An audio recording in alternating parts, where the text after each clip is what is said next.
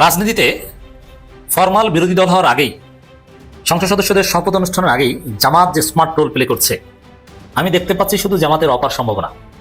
জামাত জেগে উঠেছে এবং জনপ্রিয়তা জামাতের দিকে ঘুরে আসছে। বিশেষ করে নির্বাচনে জেতার পর বিএনপির যে সন্ত্রাস, এর প্রতিবাদে মানুষ তাদের উপর বিরক্ত হচ্ছে এবং জনগণের পাশে যেভাবে জামাত দাঁড়াচ্ছে। জামাতের দুর্বলতা ছিল যে জনগণ তাদেরকে ভোট দিয়েছে, কিন্তু অনেক জায়গায় বিএনপি কারচুপি করে জিতে গিয়েছে। কমপক্ষে 30 জায়গায় কারচুপি করে জামাতকে হারিয়ে দেওয়া হয়েছে। এখন ওই সময় কারচুপি ঠেকাতে পারেনি, এটা একটা ব্যর্থতা। কিন্তু জামাত এখন এটা নিয়ে কাজ করছে, আইনি পথে হাঁটছে, রাজনৈতিকভাবে বিষয়টা দেখছে। হয়তো আগামী কাল বা পরশু, অর্থাৎ সোমবার মঙ্গলবার, এর ভিতরেই জনাব তারেক রহমানের নেতৃত্বে নবনির্বাচিত সরকার, বিএনপি নেতৃত্বাধীন জোট, তারা বাংলাদেশের রাষ্ট্র ক্ষমতায় অধিষ্ঠিত হতে যাচ্ছে। আনুষ্ঠানিকভাবে রাষ্ট্র পরিচালনায় তারা অংশগ্রহণ করতে যাচ্ছে, নিজেদের কাঁধে দায়িত্ব তুলে নিতে যাচ্ছে। আমরা শুনতে পেয়েছি তারেক রহমানের পক্ষ থেকে মোদিকে, নরেন্দ্র মোদিকে তার শপথ অনুষ্ঠানে আমন্ত্রণ জানানো হয়েছে। এই মুহূর্তে এটি বাংলাদেশের মানুষ মোটেই পছন্দ করছে না। হাসিনা 15 বছরে যা দেখছেন তা বছর দুয়েকের মধ্যে দেখে ফেলেন। আপনারা একটা আমি শাসন দেখবেন, লিখে রাখতে। আমরা আবার আগের সেই জায়গায় ফিরে গেলাম, 2008 সালে ফিরে গেলাম। এরপরের সময়গুলো আবার রিপিট হবে, এবার হবে দ্রুত। হাসিনা 15 বছরে যা দেখছেন তা বছর দুয়েকের মধ্যে দেখে ফেলবেন। তারেক রহমানের যদি স্টেবিলিটি প্রায়োরিটি হইতো, তাহলে ভোটটা তিনি ফেয়ার হইতে দিতেন। মানুষ একটা পরিবর্তন চাইছিল, তিনি পরিবর্তনটা ঠেকাই দিলেন। এবার কি আদৌ পরিবর্তনকে ঠেকাই রাখা যায় না? চুরি করছিস, চোর এমনিতে কদিন পরে চুরি করবি, ভোটে আসছিসও চুরি করে। হাসিনা ঠিক যেমনি চুরি করতো তোরা ওইভাবে চুরি করছিস। তো তোদের সাথে আর হাসিনার সাথে পার্থক্য কি? তোরা না কয়দিন আগে বলতে যে ভোটের অধিকার ফিরাই দিব, তো এইটার নাম ভোটের অধিকার ফিরাই দেওয়া? হাসিনা যেমন চুরি করতো সেমনি যদি করিস, দেশটারে চালা। তোর ভোট দিয়েছে, আপনারা সেই ভোট গণনা করে সেই রেজাল্ট আপনারা ফিরে আনতে পারেন, এটা আপনাদের ব্যর্থতা। তারপরেও মন্দের ভালো হইলো, এই দেশের মানুষ ভালো আর মন্দের মাঝখানে যে দেয়াল, সেটা তারা চিনতে শিখেছে। তথ্য হয়েছে, কিন্তু নির্বাচন ভোট গণনা এবং ঘোষণা এই দুই জায়গায় ইঞ্জিনিয়ারিং হয়েছে। সেটা আপনি কিভাবে দেখেছেন? মির্জা আব্বাস সাহেবের আসন, সে আসন হঠাৎ করে ভোট গণনা বন্ধ আছে কেন? ওনার যে ব্যালট পেপার, সেই ব্যালট পেপারের লাস্টে ওনার মার্কাটা ছিল, সেখানে পাশে ফাঁকা ছিল, সিলগুলো সেখানে করেছে, বলেছে এটা কাউন্টেবল হবে না, প্রথমেই বলেছে। পরবর্তীটাকে কাউন্ট করে ওনাকে জয়ী ঘোষণা করা হয়েছে। সেম ক্যাটাগরিতে সেরকম কয়টা ভোট ছিল? সে প্রায় 4000 ভোট। সে একইভাবে মামুল হক সাহেব, তারও সেম ভাবে সর্বশেষ মার্কাটা রিক্সা মার্কাটা ছিল, সেখানে ফাঁকা ছিল, ওই জায়গায় অনেকে সিল মেরেছে, সেগুলোকে কাউন্টে ধরা হয়নি। তাহলে আপনি নির্বাচন কমিশন, আপনি এক জায়গায় দ্বিচারিতা যে করছেন, এক জায়গায় আপনি কাউকে কাউন্ট করছেন, আবার আরেক জায়গায় আপনি অন্যকে কাউন্ট করছেন না। এবং কিছু আসনে আপনি দেখেছেন, এই আপনার এই কি বলে আপনার তারেক রহমান সাহেবের যে আসনটা, এই আসনটা 17টা কেন্দ্র এখনো ঘোষণা বাকি। তার আগে আমরা ভিডিওতে দেখেছি কি ঘোষণা হয়ে গেছে, উনি জয়লাভ করছে ওই আসনে। অথচ জামাতের আমিরের প্রত্যেকটা 132টা আসন, প্রত্যেকটা আসন যখন এই কেন্দ্র এ হয়ে গেছে, এরপর ঘোষণা করা হচ্ছে না। তখন হচ্ছে আমরা মিল্টন সাহেবকে দেখেছি, উনি ফেসবুকে 12টা আমাদের ফেসবুক স্ট্যাটাস দিয়েছেন যে আমি জয়লাভ করেছি। নির্বাচনের রেজাল্ট আসার পর বিএনপিতে যারা হাইব্রিড বা টোকাই, তাদের যে উত্তেজনা দেখতেছি, এতে মনে হচ্ছে বিএনপি 2 বছর ক্ষমতায় টিকবে কিনা আমার মানে সন্দেহ আছে। তো দেখেন, আমি সবসময় ন্যায় এবং ইনসাফের পক্ষে কথা বলছি। বাংলাদেশ জাতীয়তাবাদী দলের চোর, চামচা, দুর্নীতিবাজ, ঋণ খেলাপি বা তাদের বিরুদ্ধে আমি সোচ্চার ছিলাম। নির্বাচনের কথা বলি, যদিও নির্বাচন 12 ফেব্রুয়ারি শুরু হওয়ার কথা, কিন্তু নির্বাচন কিন্তু 11 তারিখ থেকে শুরু হয়ে গেছে। এটা আপনারা শুনলে অবাক হয়ে যাবেন। বিভিন্ন জায়গায় ভোট কাটা, বাক্স ভরা, ব্যালট সিল মারা, এগুলি বেশ উৎসব মুখর পরিবেশে এই রাত্রি 9টা-10টা থেকেই সিল মারা, বাক্স ভরা শুরু হয়ে গেছে। এমনকি বিভিন্ন জায়গায় ধরাও পড়ছে, আবার ওই জায়গায় ধরা পড়ছে না। জামাতের কিছু লোক, যেখানে জামাতের সুবিধা জামাত করছে, যেখানে বিএনপি সুবিধা বিএনপি করছে, যে যার মতো সিল মেরে যাচ্ছে। শুধু জামাত 5000-এর কম ভোটে হারছে, এরকম আসনের সংখ্যা কত জানেন? 53টা। মূলত এই 53টা আসনে কারচুপি করে হারানো হয়েছে জামাত। কেউ কেউ বলে এটা 70টা। জামাত তাহলে প্রকৃতপক্ষে আসনগুলোতে জিতছে, কিন্তু ডিপ স্টেট সংখ্যা কমায় কয়টা দিতেছে? 70টা না কয়টা যেন দিতেছে, খয়রাতি। এটা তো বিএনপির শক্তি না, এটা ডিপ স্টেট, আওয়ামী লীগ আর প্রশাসনের শক্তি। তার উপরে ভর করে তারেক রহমান দেশ চালাবে। কেমন চালাবে বুঝে? এই দেশে ইসলাম কায়েম করতে হলে জুলাইয়ের মতো আরেকটা বিপ্লব গড়াইতে হবে। হলুদ সাংবাদিক আর যে কালো সাংবাদিক এই দেশ থেকে যেদিন বিতাড়িত হবে, সেই দিনই এই দেশে ইসলাম কায়েম হবে।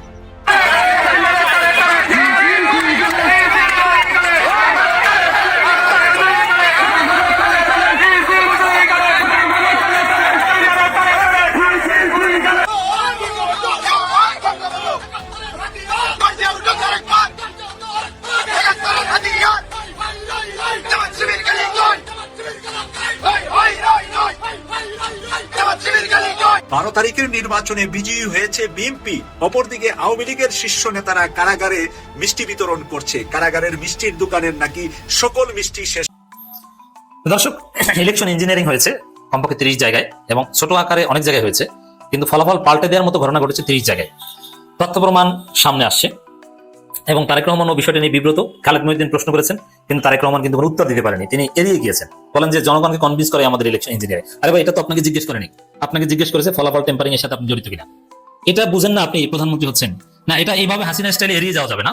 জনগণের সামনে ব্যাখ্যা দিতে হবে স্বচ্ছতা, কোনো অন্যায় হয়ে থাকলে তার বিচার করতে হবে, ন্যায় বিচার। জামাত যদি 3টা সিট পায় 3টা সিট দিতে হবে, কোনো সিট না পেলে না পায়, কিন্তু ফেয়ার হতে হবে। এই ন্যায় বিচার তারেক রহমানকে নিশ্চিত করতে হবে। দর্শক, জামাত এবং শিবির স্মার্ট পলিটিক্স করছে। শিবির বিশেষ করে ডাকসু সংবাদ সম্মেলন করে হুঁশিয়ারি দিয়েছে, জুলুম নির্যাতন বন্ধ করতে হবে, নইলে খবর আছে হল দখল করতে আসলে আমরা প্রতিরোধ করব। মানে এগুলো রাজনীতিকে ব্যালেন্স করবে। এবং জামাত সবকিছু সমস্ত অপকর্ম জাতির সামনে তুলে ধরছে এবং স্থানীয় প্রশাসনের সাথে কথা বলছে, অন্তর্বর্তীকালীন সরকারের সাথে কথা বলছে। তারেক রহমান বিএনপি হাইকমান্ডকেও বলছে যে আপনারা ভালো হয়ে যান, নিয়ন্ত্রণ করেন, নইলে কিন্তু অবস্থা খারাপ হবে। এবং নির্বাচনের ফলাফল গণনায় বা যে অনিয়ম হয়েছে সেটা সামনে এনে জামাত ডিসাইসিভ অ্যাকশন নিচ্ছে। জামাতের সংবাদ সম্মেলন, 30 আসনের ফলাফল স্থগিত, ভোট পুনর্গণনার দাবি জামাতের। এর মানে এই 30 আসন নিয়ে জামাতের সিবিআর প্রশ্ন। দেখেন, এর আগে কেন প্রশ্ন করেনি, এটা একটা ব্যর্থতা। তবে আন্দাজের উপর প্রশ্ন জামাত করে না। বিএনপির মতো, আওয়ামী লীগের মতো যে জিতলে ভালো না জিতলে খারাপ, এই রাজনীতি জামাত করে না। জামাতের রাজনীতি একটা ন্যাশনালিটি আছে এবং এথিক্স আছে, যে কারণে জামাতকে আগে তথ্য প্রমাণ পেতে হয়েছে। তথ্য প্রমাণ হাতে পাওয়ার পর কিভাবে ইঞ্জিনিয়ারিং হয়েছে, একদম বিশ্বাসযোগ্য তথ্য প্রমাণ পাওয়ার পর জামাত বলেছে যে 30 আসনে স্থগিত এবং ভোট ফলাফল স্থগিত করতে হবে। এবং 30 আসনে যদি ন্যায় বিচার হয়, জামাতের 30 আসন বাড়তে পারে। কমিয়ে টমিয়ে বিভিন্ন ভাবে 68টা ধরিয়ে দেওয়া হয়েছে, সব মিলে মনে হয় 77 বা 78টা, কিন্তু আসলে আরো 30টা কমপক্ষে বাড়ার কথা। একটা খবর ছড়িয়ে পড়েছে যে 53টা আসনে জামাত 5000-এর কম ভোটে হেরেছে। হ্যাঁ, 53টা আসনে 5000 কম ভোটে হেরেছে। এর মানে এই না যে 53টা তাদেরকে হারিয়ে দেওয়া হয়েছে। হ্যাঁ, কম ভোটে আপনি এক ভোটও হারতে পারেন, ফেয়ারে, একদম ফেয়ার ভোটে। 53টা আসনে জামাত 5000 কম ভোটে হেরেছে, তার মধ্যে 30 জায়গায় হারিয়ে দেওয়া হয়েছে, জিততো।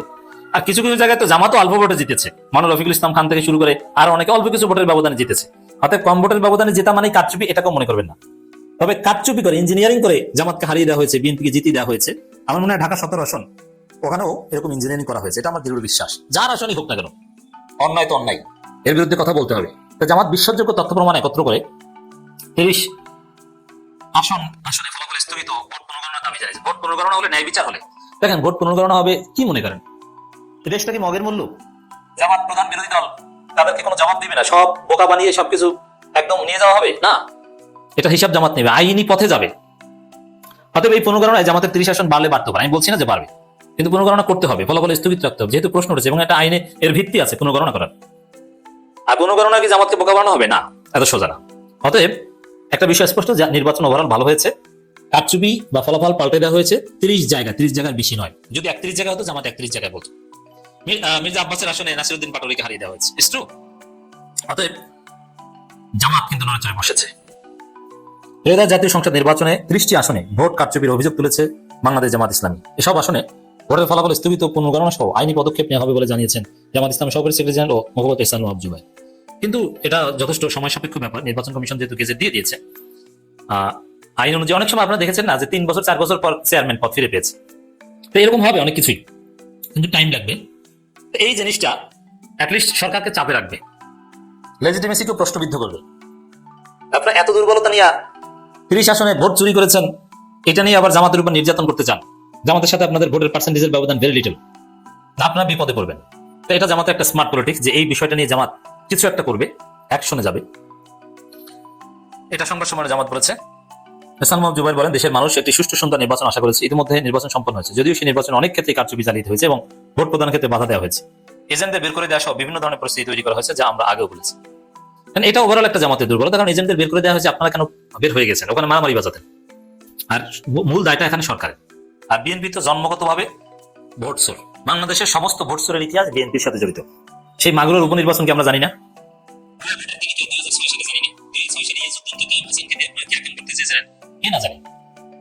ক্ষমতা এসেছেন, ওগুলো কি ধামাচাপা করেছে? নেভার। অতএব নতুন আবার ভোট চোরের এক্সাম্পল বলেন, সামনে স্থানীয় সরকার নির্বাচন আসে, আশা করি তখন আর এগুলো পারবে না, কারণ জামাত এবার সব ফাঁক খবর আটকে দিচ্ছে। জামাতের এই সহকারী সেক্রেটারি জেনারেল বলেন, এ পর্যন্ত আমরা প্রায় 30টি আসনে এই ধরনের চরম অবস্থাপনা দেখেছি, যেখানে টুকটাক অবস্থাপনা, এটা হিসাব করলে প্রায় 260 আসনে পাবেন, কিন্তু ওটা ফলাফলের উপর প্রভাব পড়েনি, হয়তো বা 2-4টা ভোট কম বেশি হতো, কিন্তু ফলাফলকে প্রভাবিত করেছে এমন আসন সংখ্যা 30। যেখানে ভোট জালিয়াতি হয়েছে, কারচুপি হয়েছে, যেসব কাগজ রেজাল্ট শিট দেওয়া হয়েছে সেখানে ওভার রাইটিং, কাটাকাটি হয়েছে, ভাষা মাজা হয়েছে। আমরা নির্বাচনের দিনও এসব বিষয়গুলো তাৎক্ষণিকভাবে রিটার্নিং অফিসার সহ ঊর্ধ্বতন কর্মকর্তাদের জানিয়েছিলাম।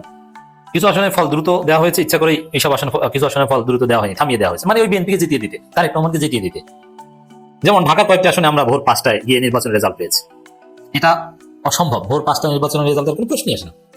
আগে আপনারা যেটা সকালে শুনতেন ওটা তো গ্রামে গঞ্জে ইন্টারনেট ছিল না, ফলাফল আসতে সময় লাগতো। কিন্তু দেখেন রংপুরের আসনে যদি রাত 8টার মধ্যে শেষ হয়ে যায়, তাহলে ঢাকার আসনে 8টার মধ্যে শেষ হবে, কারণ একই রকমের জনবল, ভোটের পরিমাণও কিন্তু প্রায় একই রকমের।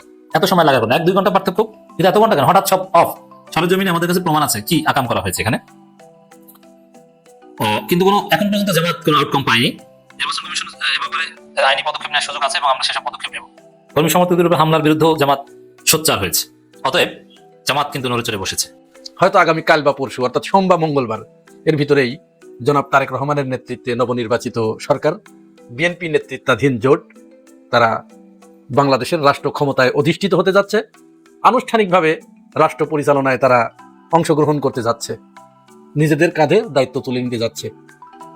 আমরা শুনতে পেয়েছি তারেক রহমানের পক্ষ থেকে মোদিকে, নরেন্দ্র মোদিকে তার শপথ অনুষ্ঠানে আমন্ত্রণ জানানো হয়েছে।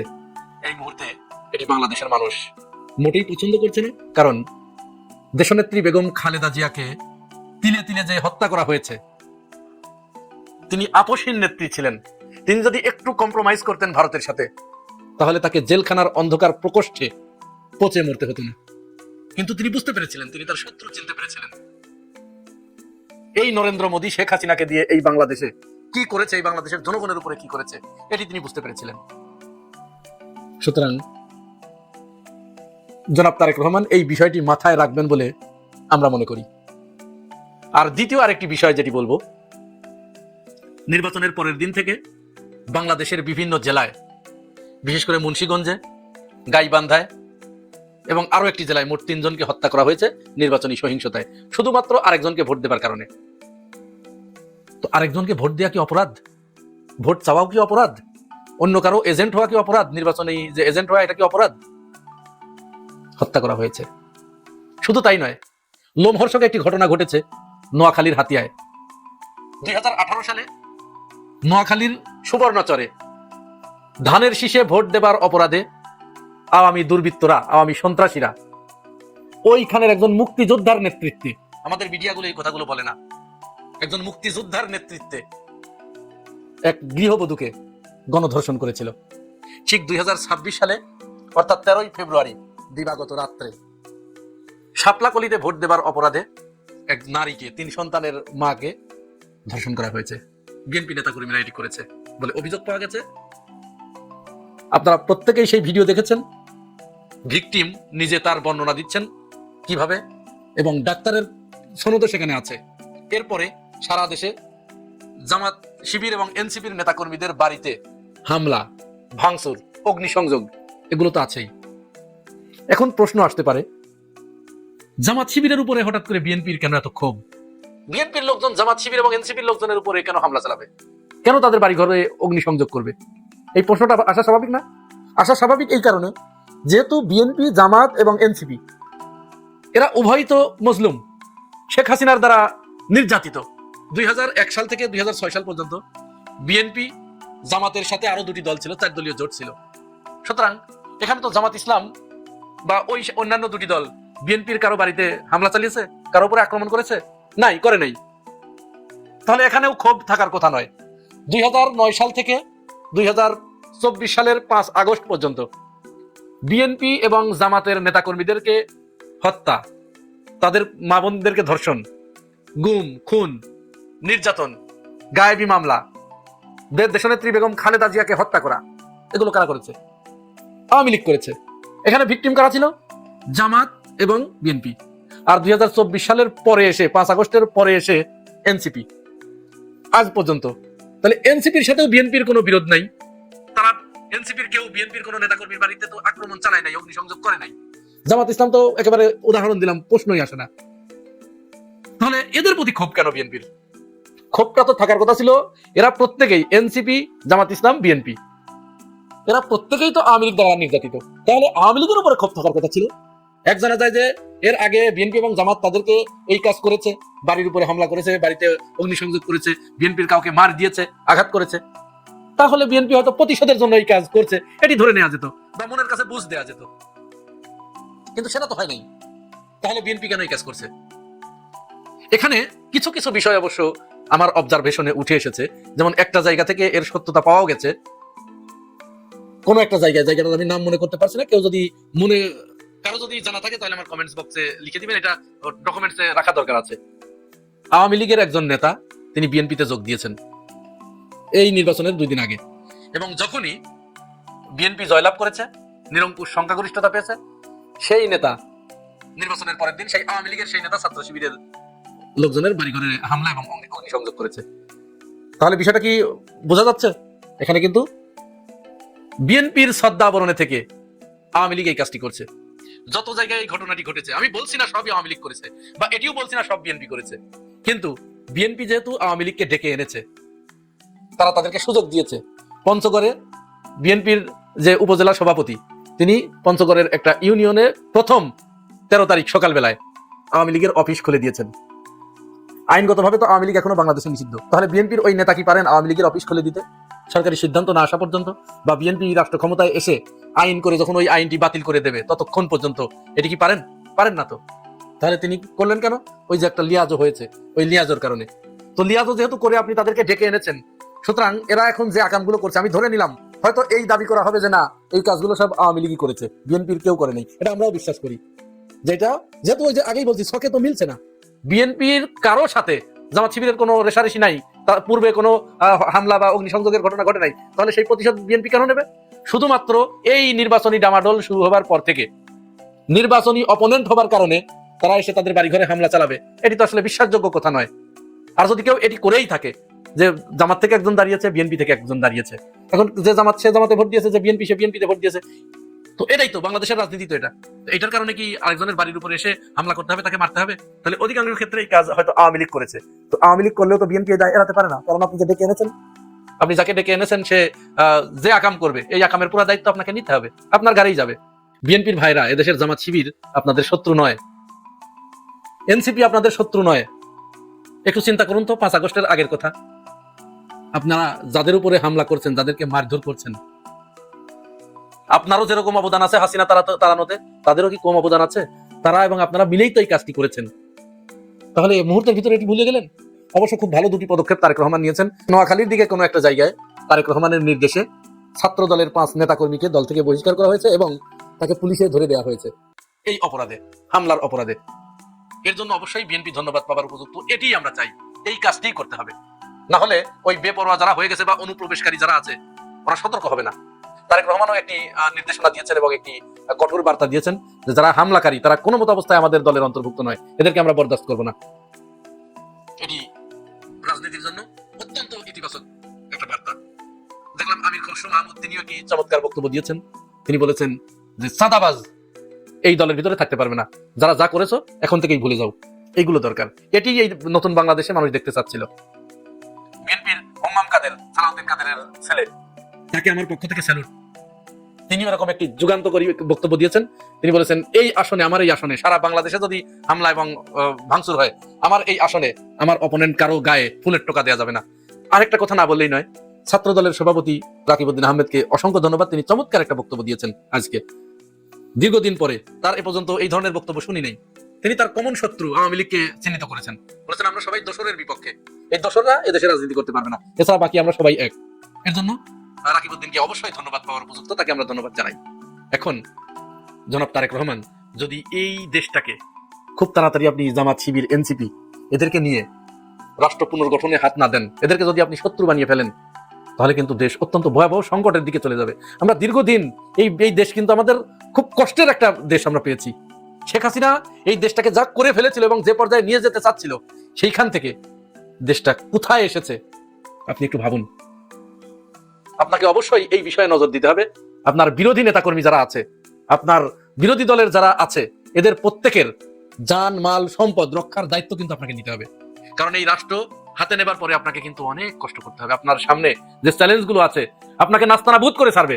ভারত ও পাশ থেকে আপনাকে ইফটিজিং করবে, শেখ হাসিনা আপনাকে ইফটিজিং করবে, আওয়ামী লীগ আপনাকে ইফটিজিং করবে। এই সবগুলো মোকাবেলা করার জন্য আপনাকে কিন্তু এই এনসিপি, জামাত, শিবির এদেরকে আপনার লাগবে। সুতরাং এদেরকে আপনি শত্রু বানাইয়েন না, এদেরকে আপনি আপনার কাছে রাখেন, এই দায়িত্ব কিন্তু আপনার।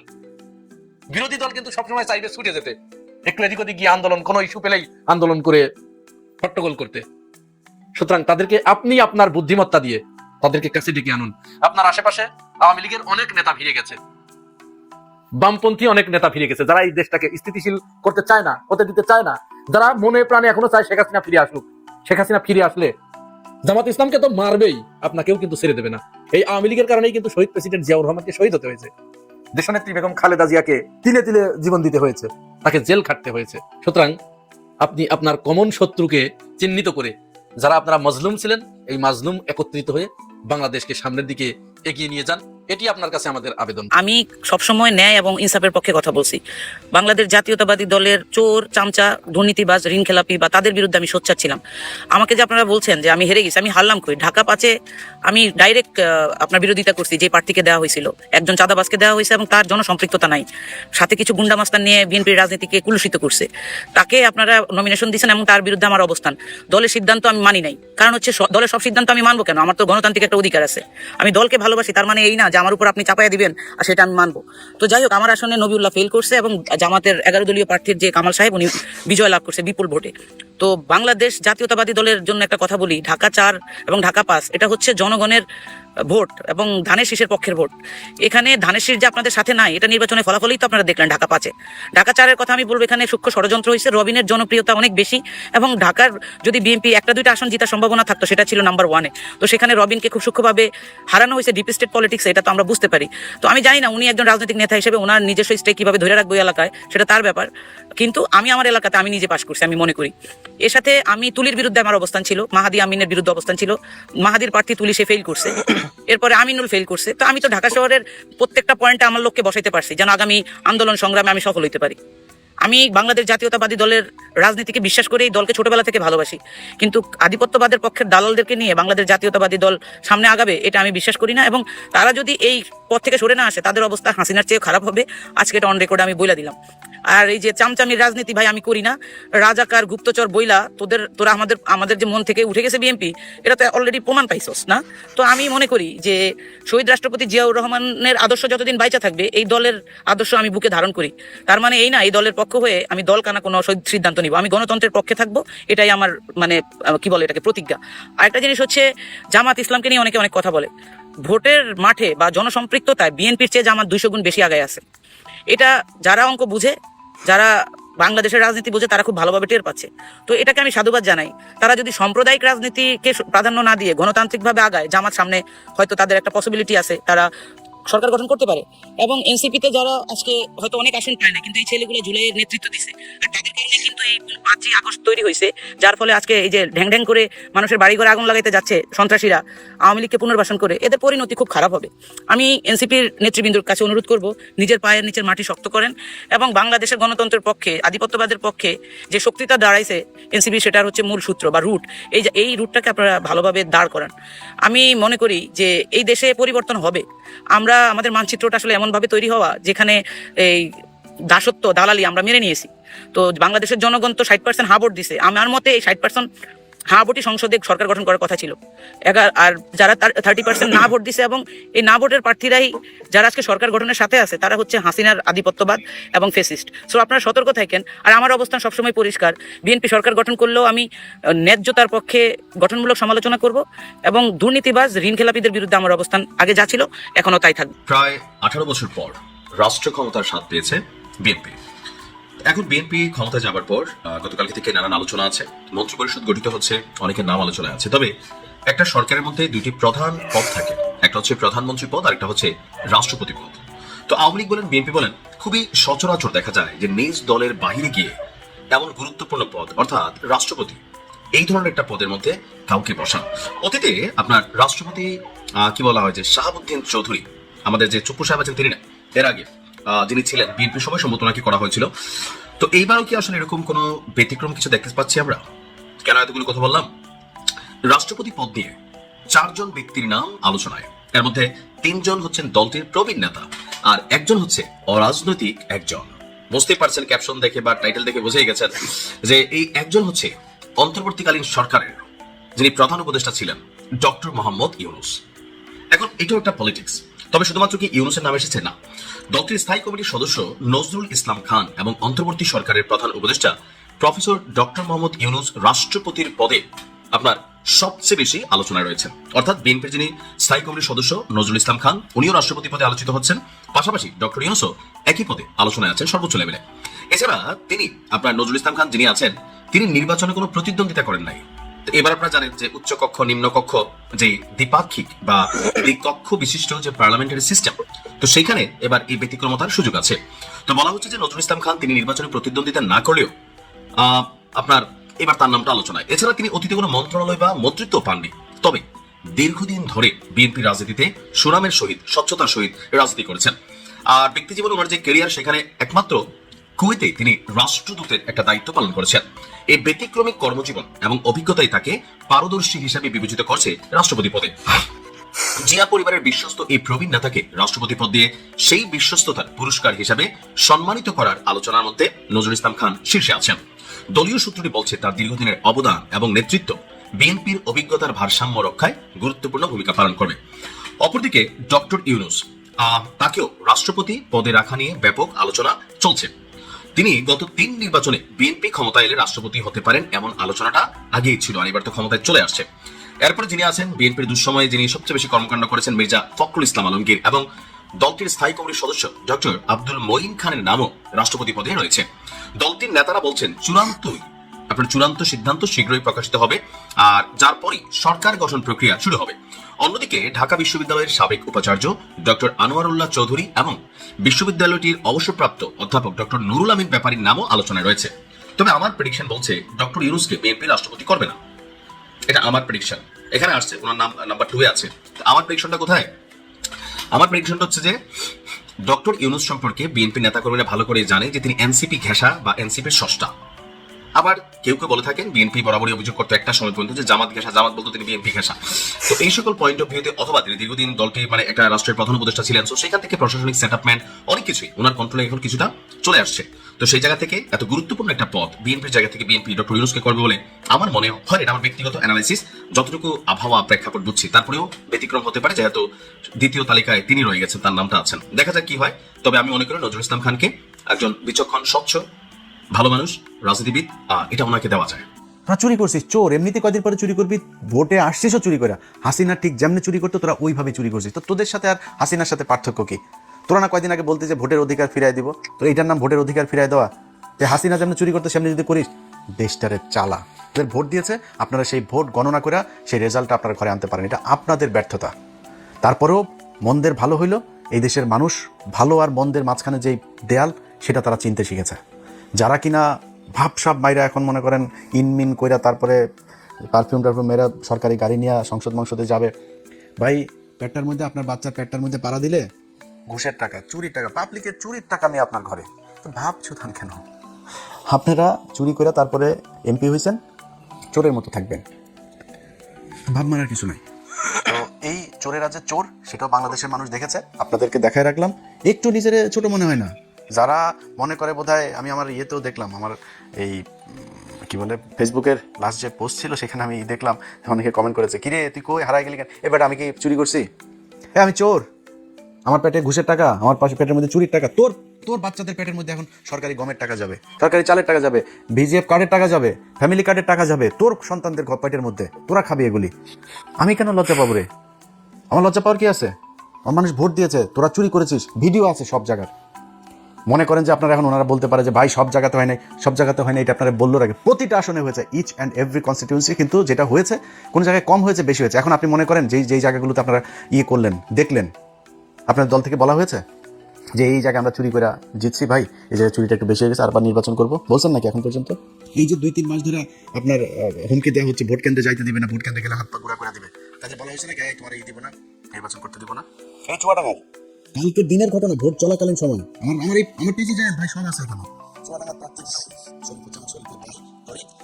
ভোটারকে বলছে, ভাই তোরা ভোট দিতে যাবি না, ভোট দিতে যাই দিবি না, ভাই তোরা দাঁড়িপাল্লায় ভোট দিবি জানি, তা ভোট দিতে যাবে না। শোন, ভোট দিতে যেও লাভ নেই, কারণ হচ্ছে গিয়ে ওই যে দাঁড়িপাল্লায় ভোট দিলে ওইটা ধানের শেষে কিন্তু পাস করবে। দেখেন আমার পেজের মধ্যে যাই দেখেন, গেলে এখানে পাবেন, সব কিছু আছে ওই জায়গায়। এটা হয়েছে, এইভাবেই নির্বাচনটা হয়েছে। তা আমরা লজ্জা পাবো কেন রে? তোরা চুরি করছিস, চোর এমনিতে কয়দিন পরে চুরি করবি, ভোটে আসছিসও চুরি করে। হাসিনা ঠিক যেমনি চুরি করতো তোরা ওইভাবে চুরি করছিস। তো তোদের সাথে আর হাসিনার সাথে পার্থক্য কি? তোরা না কয়দিন আগে বলতে যে ভোটের অধিকার ফিরাই দিব, তো এইটার নাম ভোটের অধিকার ফিরাই দেওয়া? এই হাসিনা যেমন চুরি করতে সেমনি যদি করিস, দেশটারে চালা। আমরা চাই, আল্লাহর কাছে দোয়া করি, একমাত্র যারা কিছু বলি নাই এখনো পর্যন্ত সেটা হলো তারেক রহমান। তারেক রহমানের প্রতি আমাদের